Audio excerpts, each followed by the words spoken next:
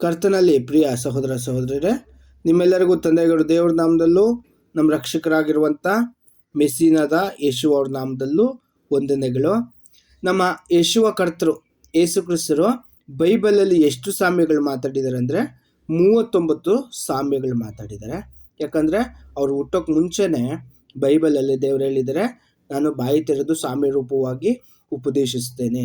ಆತನು ಎಲ್ಲಿ ಮಾತಾಡಿದ್ರು ಸಾಮ್ಯ ರೂಪವಾಗಿ ಮಾತಾಡ್ತಾ ಇದ್ರು, ಸಾಮ್ಯವಿಲ್ಲದೆ ಒಂದು ಮಾತಾಡ್ತಾ ಇರಲಿಲ್ಲ. ಅಂದರೆ ಇದೊಂಥರ ಕೋಡಿಂಗ್ ಲ್ಯಾಂಗ್ವೇಜ್.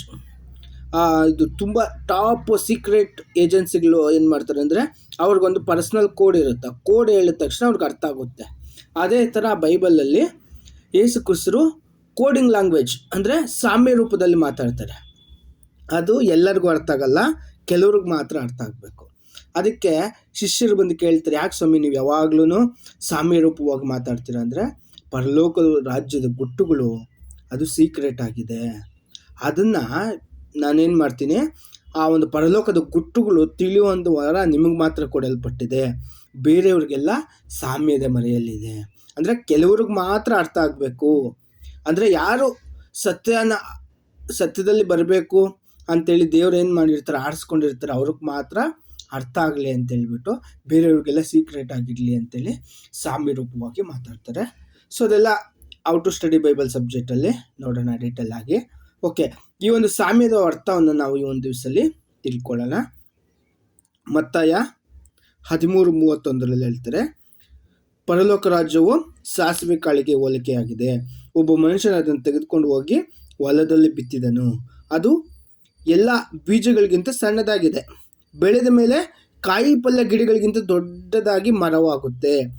ಆಕಾಶದಲ್ಲಿ ಹಾರುವ ಪಕ್ಷಿಗಳು ಅದರ ಕೊಂಬೆಗಳಲ್ಲಿ ವಾಸ ಮಾಡುತ್ತೆ ಅಂತ ಹೇಳ್ತಾರೆ. ಸೊ ಈ ಒಂದು ಮಾತಿನ ಅರ್ಥ ಸುಮಾರು 2000 ವರ್ಷಗಳ ಇತಿಹಾಸ, ಮುಂದೆ ಏನಾಗುತ್ತೆ 2000 ವರ್ಷಗಳನ್ನ ಆ ಒಂದೇ ಒಂದು ಸಾಮ್ಯದಲ್ಲಿ ಹೇಳ್ಬಿಟ್ಟಿದ್ದಾರೆ ನಮ್ಮ ಯೇಸುವ ಕರ್ತರು.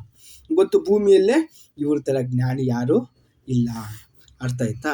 ಸೊ ಅಷ್ಟು ತುಂಬ ಜ್ಞಾನಿ ನಮ್ಮ ಯೇಸು ಕ್ರಿಸ್ತರು. ಓಕೆನಾ?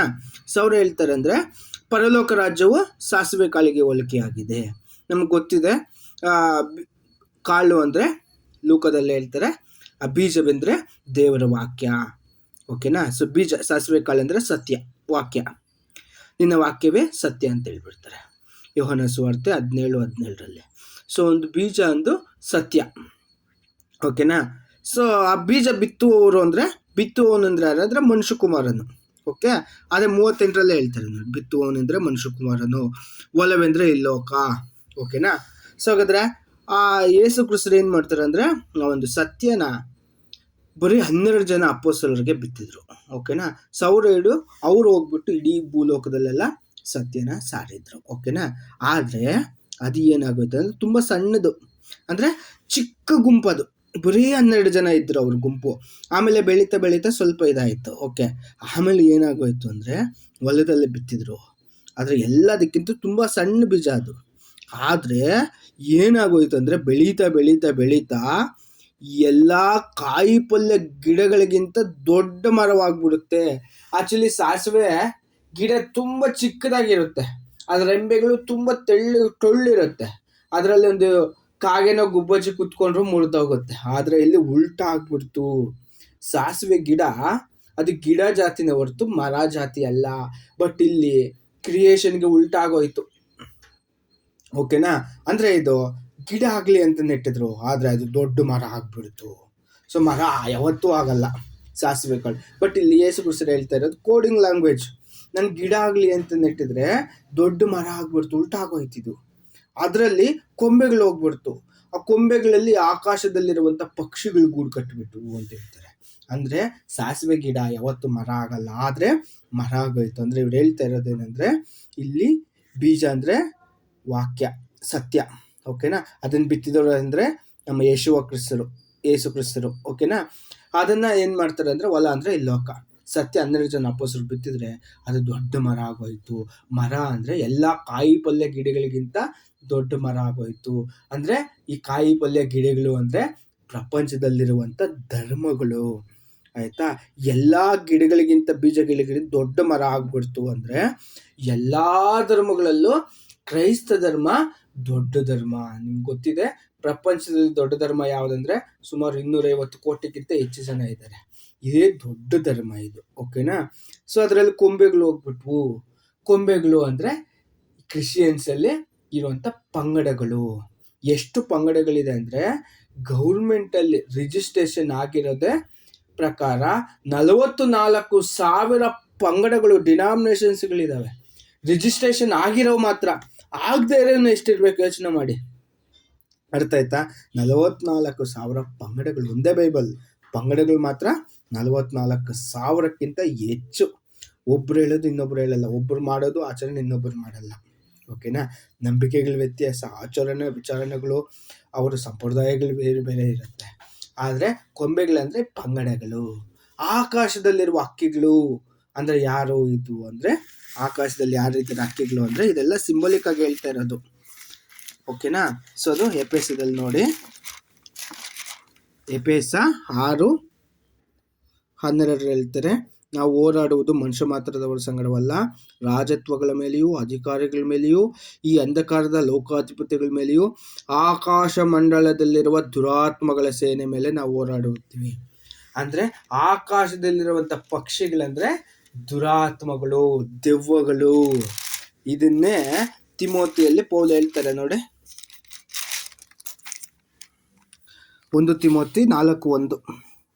ಆದರೂ ಮುಂದಣ ದಿನಗಳಲ್ಲಿ ಕೆಲವರು ವಂಚಿಸುವ ಆತ್ಮಗಳ ನುಡಿಗಳಿಗೂ ದೆವ್ವದ ಬೋಧನೆಗಳಿಗೂ ಲಕ್ಷ್ಯ ಕೊಟ್ಟು ಕ್ರಿಸ್ತ ನಂಬಿಕೆಯಿಂದ ಭ್ರಷ್ಟರಾಗುವರೆಂದು ದೇವರಾತ್ಮ ಸ್ಪಷ್ಟವಾಗಿ ಹೇಳ್ತಾನೆ.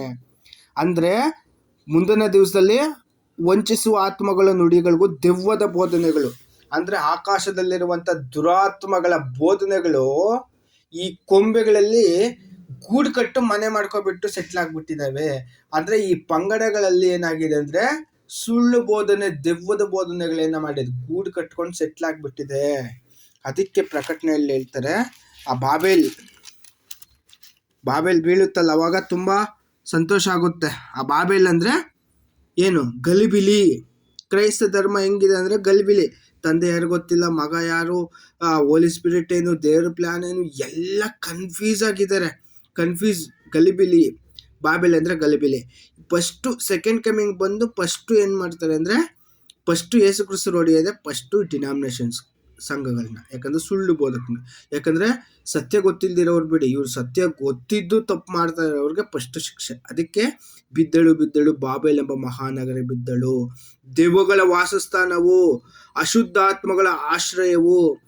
ಈ ಒಂದು ನೋಡಿ, ಅಪವಿತ್ರವಾಗಿಯೂ ಅಸಹ್ಯವಾಗಿರುವ ಸಕಲ ವಿಧವಾದ ಪಕ್ಷಿಗಳ ಆಶ್ರಯವೂ ಆದಳು. ಈ ಎಲ್ಲಾ ಜನಾಂಗಗಳಿಗೂ ಅತಿ ಜಾರತ್ವವೆಂಬ ದ್ರಾಕ್ಷರಸವನ್ನು ಕುಡಿದ್ರಂತವರು. ದ್ರಾಕ್ಷರಸ ಅಂದ್ರೆ ಏನು? ಬೋಧನೆಗಳು. ಜಾರತ್ವ ಅಂದ್ರೆ ಏನು? ಸಭೆಗೆ ಗಂಡ ಯಾರು? ಯೇಸು ಕ್ರಿಸ್ತರು. ಆದ್ರೆ ಈ ಗಂಡನ್ ಬಿಟ್ಟು ಇನ್ನೊಬ್ಬ ಗಂಡನ ಮಾತು ಕೇಳ್ತಿದ್ದಾರೆ, ಇನ್ನೊಬ್ಬನ ಮಾತು ಕೇಳ್ತಿದ್ದಾರೆ. ಯಾರೋ ಸೈತಾನ್ ಮಾತು, ಸುಳ್ಳು ಬೋಧನೆ ಕೇಳ್ತಿದ್ದಾರೆ. ಸುಳ್ಳು ಬೋಧನೆ ಬಂದ್ಬಿಟ್ರೆ ಅದು ಯೇಸು ಕ್ರಿಸ್ತರು ಸತ್ಯ ಹೇಳುವಂಥವ್ರು.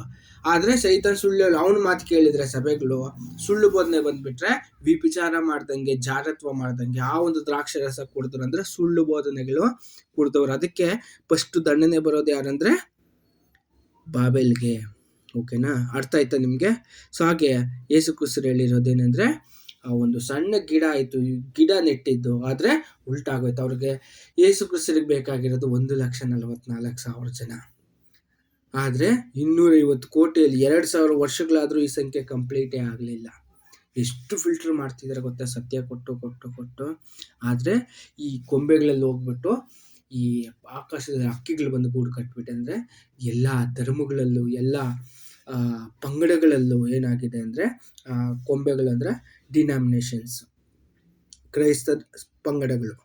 ಅದರಲ್ಲಿ ಆಕಾಶದ ಹಕ್ಕಿಗಳು ಬಂದು ಗೂಡು ಕಟ್ಕೊಬಿಟ್ರು. ಅದಕ್ಕೆ ಹೇಳ್ತಾರೆ, ಬಿದ್ದಳು ಬಾಬೆಲ್ ಎಂಬ ಮಹಾನಗರ ಬಿದ್ದಲು, ದೆವ್ವಗಳ ವಾಸಸ್ಥಾನ. ನೋಡಿ ಎಂಥ ಒಂದು ವಾಸಸ್ಥಾನ. ಸೊ ಅದರಿಂದ ಸತ್ಯವನ್ನ ಕ್ಲೀನಾಗಿ ಹುಡುಕಿ ಸತ್ಯದ ಪ್ರಕಾರ ನಡೆದು ಆ ಒಂದು ದೇವರ ರಾಜ್ಯದಲ್ಲಿ ನಾವು ಸೇರೋಣ. ಸೊ ಒಂದು ಸಾಮ್ಯದ ಅರ್ಥ ಆಯ್ತಾ? ಓಕೆ. ಸೊ ಮುಂದಿನ ದಿವಸಗಳಲ್ಲಿ ಇನ್ನೂ ಹೆಚ್ಚಿನ ರೀತಿಯಾಗಿ ತಿಳ್ಕೊಳ್ಳೋಣ. ದೇವರು ನಿಮ್ಮನ್ನು ಆಶೀರ್ವದಿಸಲಿ. ಆಮೇಲೆ